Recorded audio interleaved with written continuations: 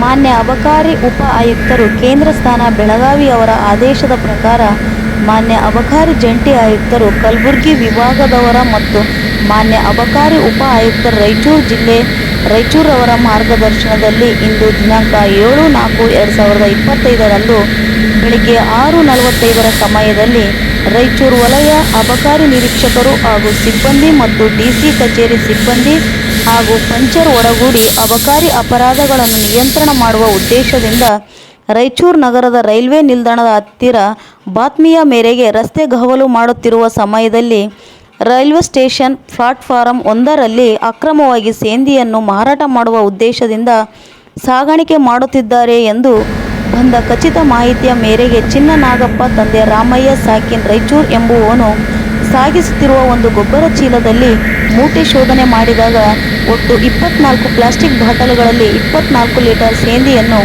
ಮಾರಾಟ ಮಾಡುವ ಉದ್ದೇಶದಿಂದ ಪತ್ತೆಯಾಗಿರುವುದು. ಮುದ್ದೆ ಮಾಲನ್ನು ವಶಕ್ಕೆ ಪಡೆದುಕೊಂಡು ಈ ಕುರಿತು ಶ್ರೀ ಸಣ್ಣ ಮಾರುತಿ ಅಬಕಾರಿ ಉಪ ನಿರೀಕ್ಷಕರು ರಾಯಚೂರು ಅವರ ಪ್ರಕರಣ ಸಂಖ್ಯೆ 62/2024-25 ದಾಖಲಿಸಿಕೊಂಡು ಮುಂದಿನ ಕ್ರಮ ಕೈಗೊಂಡಿರುತ್ತಾರೆ.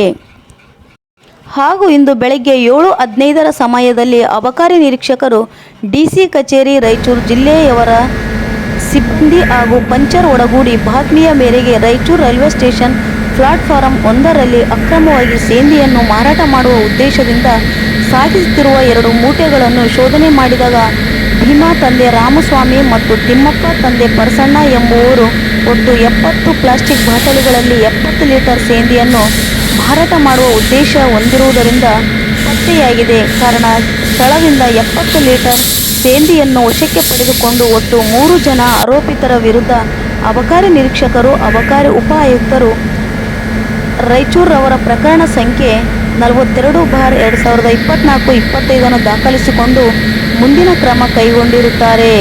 ಇಂದಿನ ದಾಳಿಯಲ್ಲಿ ಒಟ್ಟು ಪ್ರತ್ಯೇಕ 2 ಪ್ರಕರಣಗಳನ್ನು ದಾಖಲಿಸಿಕೊಂಡು ಕ್ರಮ ವಹಿಸಲಾಗಿದೆ. ಪ್ರಜಾ ನ್ಯೂಸ್ ಜೊತೆ ಇದಾಯ ದೊಡ್ಮನೆ ಸಿರುವಾರ್. ಧನ್ಯವಾದಗಳು.